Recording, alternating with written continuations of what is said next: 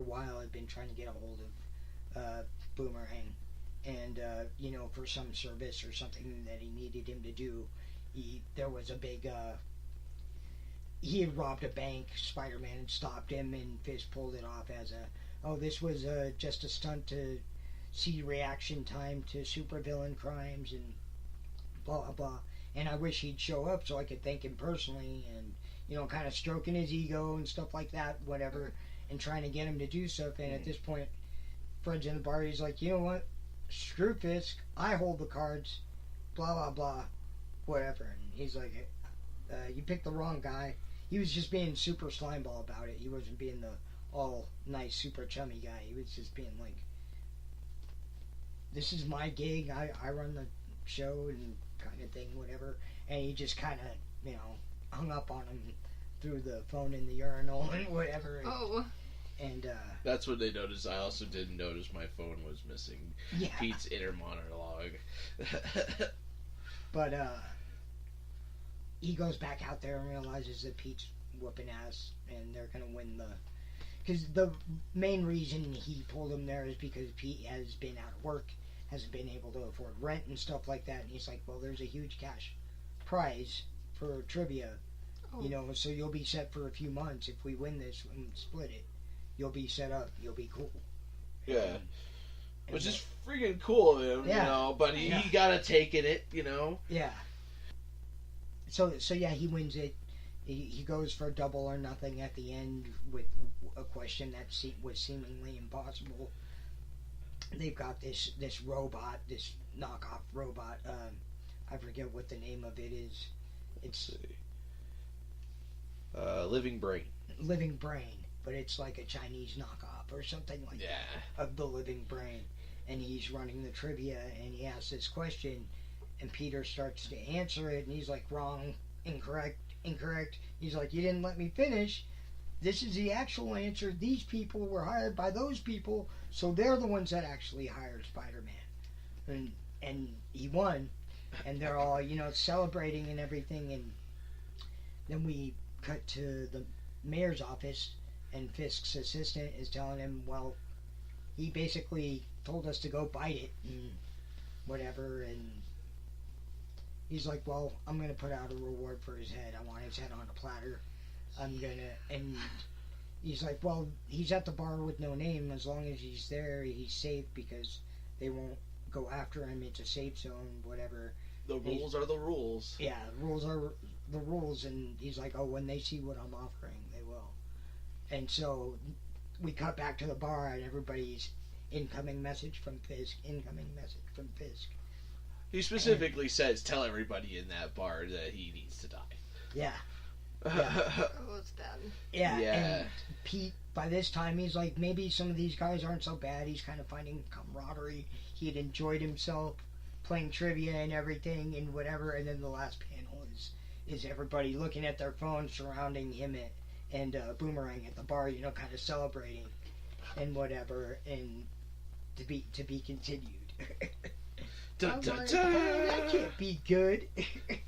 Yeah, this was a really humorous adventure. I was kind of dreading reading this a little bit. I kind of was like, really, there's a lot of Spider-Man this week.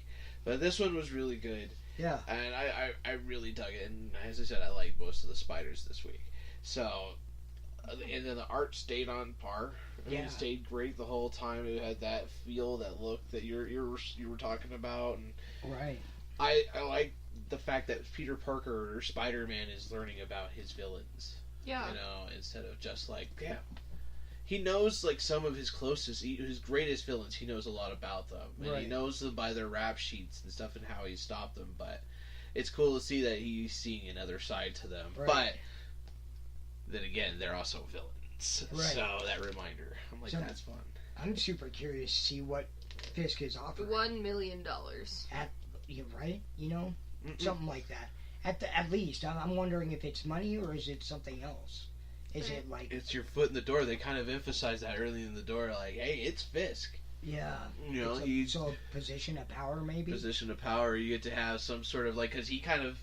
That's what was going on is when Boomerang, when Hydra took over U.S. at one point. Right. Boomerang used his abilities to leverage power, and when the heroes came back, he basically kind of helped them and saved face and was pardoned in that way.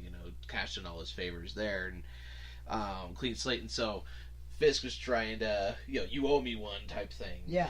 And that way now it's cool how they're doing that, but I'm curious what Boomerang's end game is, though. Right. What he's got planned, because if he had that much power, he gave that up. Maybe he wants it back.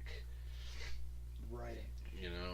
Maybe he wants to take because it is talking about similar in the game. A lot of gangs trying to take over. Right. After Fisk is no longer Kingpin, he's the mayor now. Right.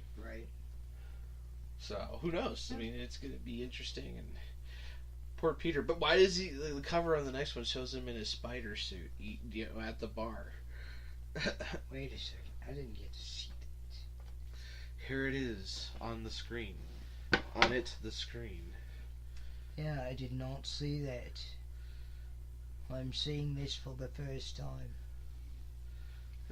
Here, I will let you view it as well. Similar to that last image there, yeah. But I like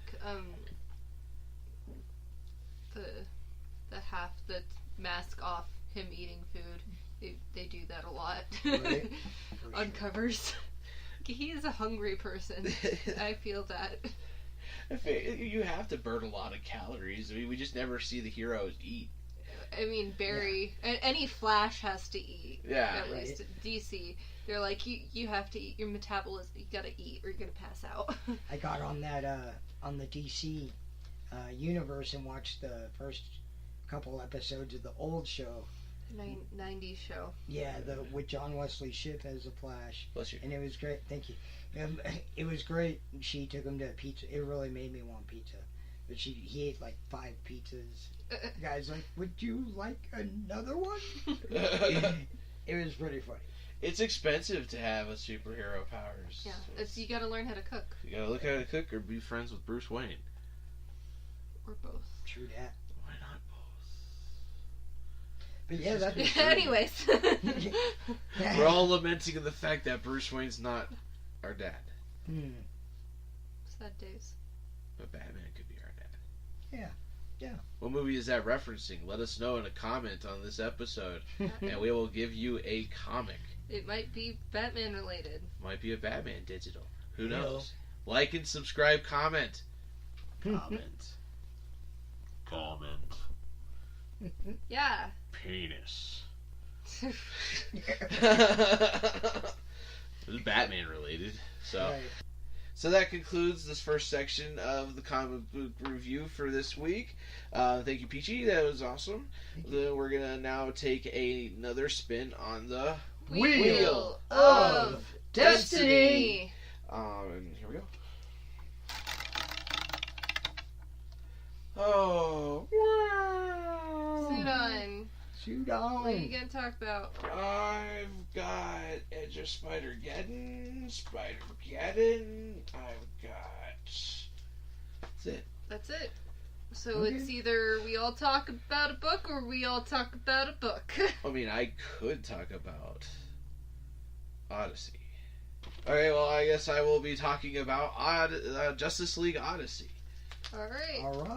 It was #1 issue of DC's new spin-off from the No Justice storyline. Oh, okay. Also continuing from Justice League in some weird way. Let's see what happens. All I can say is Darkseid as a teenager. Yeah. Alright, well, tune in next time, and then we'll see you next time. Yep. Bye. Bye. Bye. Maybe Jack.